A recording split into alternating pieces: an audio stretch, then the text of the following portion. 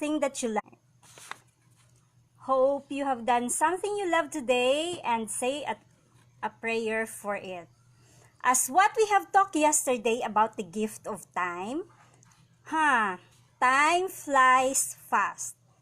Now is day 8 of Wrinkles Live. Again, I am Ermz, and my mission is making people live better in my business and in the community that I serve with.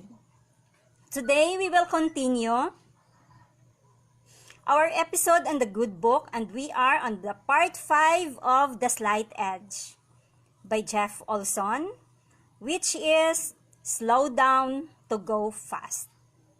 Remember the saying, Rome was not built in a day. So, you walk a little today, get your heart rate up a bit, you eat a little differently, mo, you face in the mirror, and see the same old you.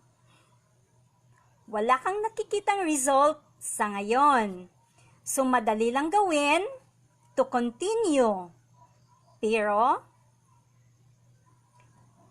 sa ngayon, you are also tempted na hindi na magpatuloy pa.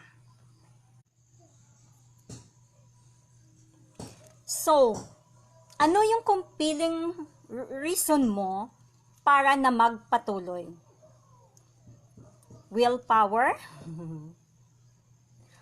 Or dahilan mo lang to dahil deep within, nananalo na ang want power? Sa maraming kadahilanan. Hi, Verse! Good evening! Nice of you to be here. So, if you want to keep yourself on the upward path, the path of building, growing, improving, positively compounding effect of the slight edge, rather than deteriorating, disintegrating, draining, negatively compounding effect of the slight edge, then there's something you need. You need to have an ally to direct your life on a path of continual positive change. You need to tap the most powerful force for change in the universe. And that force is time. So, the power of time. For now, imagine the town where you live. Look back 5 or 10 years earlier. Have you seen significant changes? Big changes? For sure you have. Because here in Bacolod, wow, ang dami. Ang daming changes at maraming nabago. But then, does it happen overnight? Hindi naman, di ba? Then you have to face and deal with the inconvenience of traffic and a lot more. Lalo na kung ang inaayos ay iyong daan na everyday doon ka. You're going back and forth in going to work or saan man yung appointment mo everyday. One of the amazing things about the slight edge is that it's a very generous process. Maliit lang na contribution ang kailangan gawin, and yet it offers you gigantic return. But it demands only a penny. So for example, you wanted to save 500 pesos and put it into, i-invest mo siya into paper instrument. Your age 25 sa ngayon. So, di ba you would stop working at the age of 60 dahil yun na yung retirement years natin? Kung tuloy-tuloy mo yun na gagawin for the next 35 years, consistently, without fail, that is your 500 pesos daily, it becomes 2.6 million. That is a total of 211K savings. You put it into paper assets. That is, of course, market volatility has its perks and it has up and downs. But if you compute it in a 12% average per annum, more or less, that is what you are going to get. So, consistently repeated daily action plus time equals incomparable result. Bakit? There is no instant in life. Hi, Tita Tuto! Nice of you to be here. If you were offered the same choice the wealthy man gave his sons, would you choose the $1 million or the penny? Of course, most would choose the $1 million right now because what you can do with it right now. Kung ikaw may $1 million ngayon, syempre marami kang gagawin dun, di ba? That is why ang daming instant ngayon sa buhay natin. The world is filled with instants, instant coffee, instant credit, instant breakfast, instant shopping, instant noodles, fast food change. We want the immediates.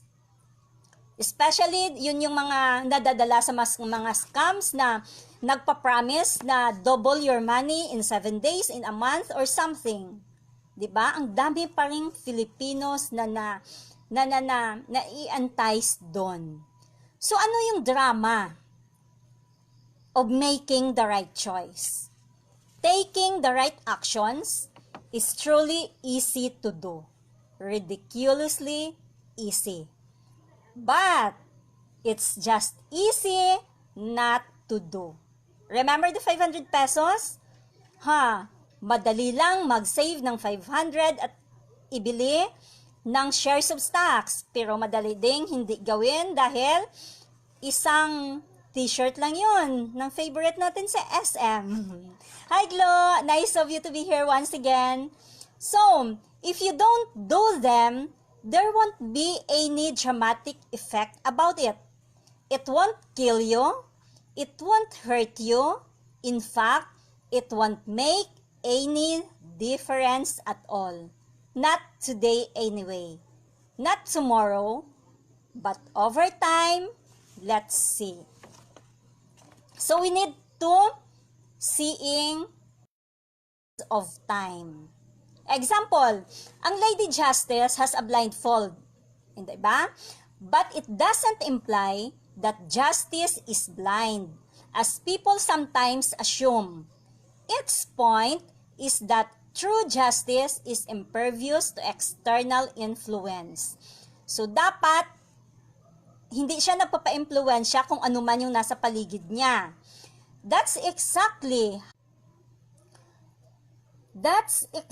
how you have to hold the slight edge philosophy.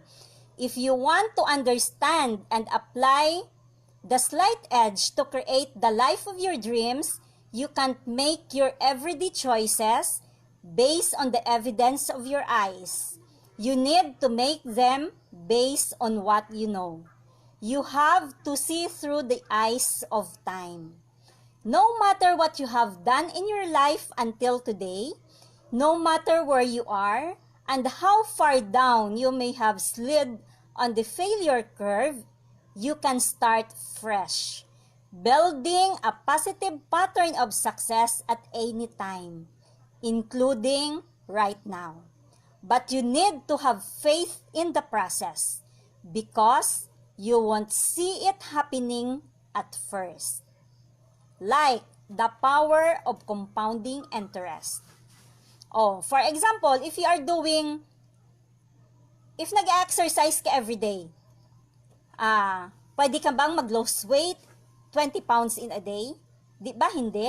It could take months or it could take sometimes a year. Hi Tess, good evening. Thank you for watching. So, it starts with a choice. Palaging choice natin yun.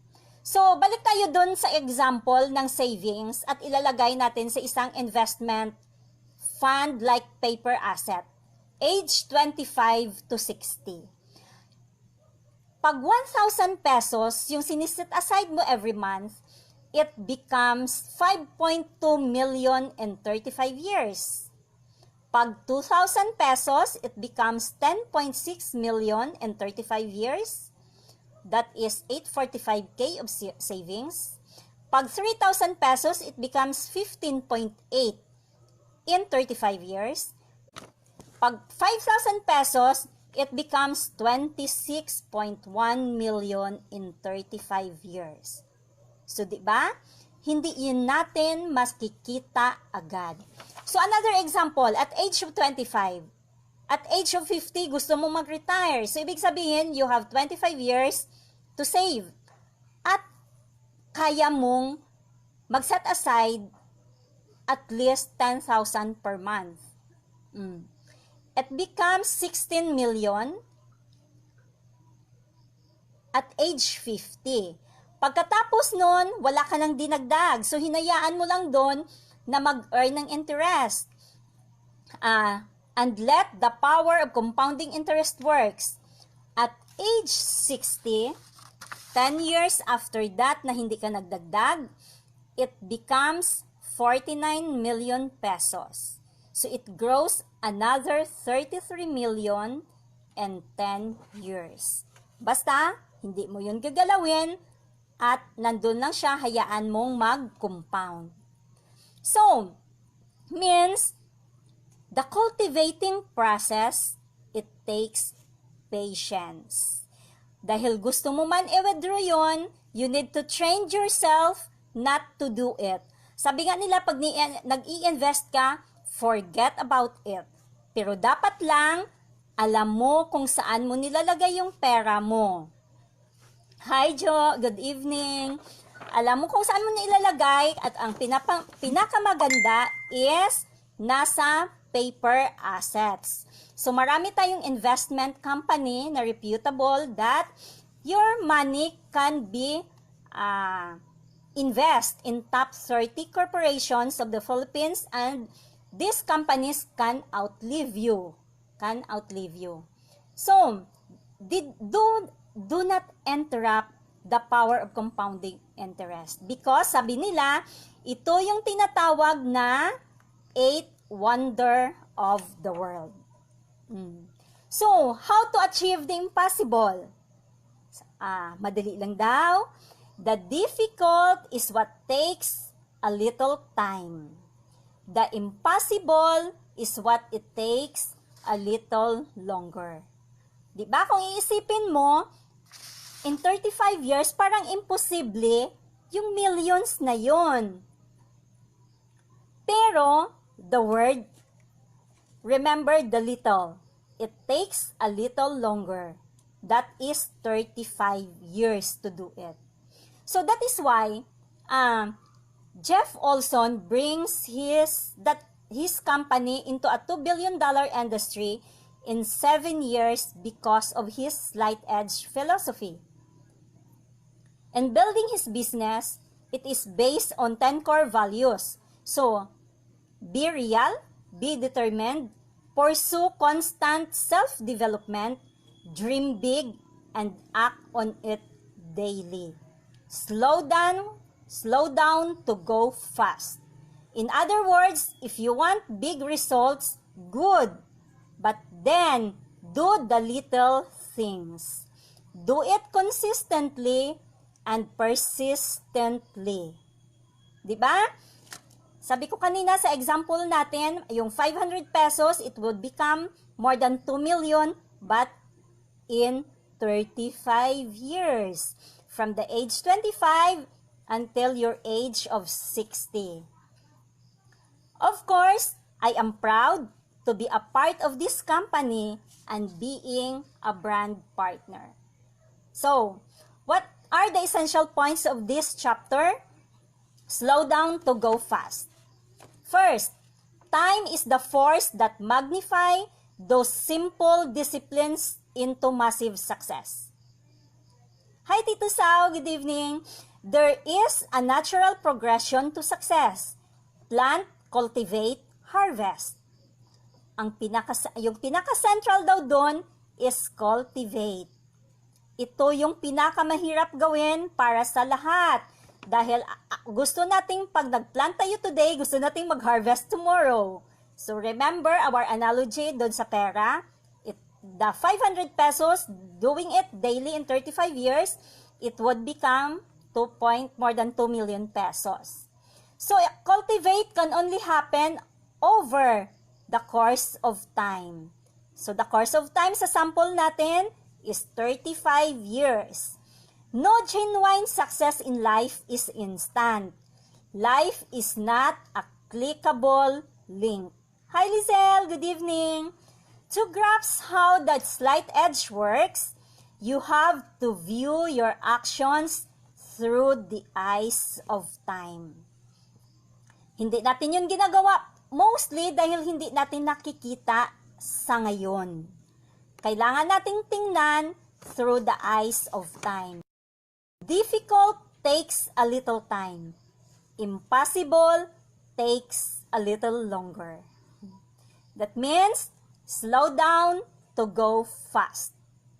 The eighth wonder of the world, the power of compounding interest if you are investing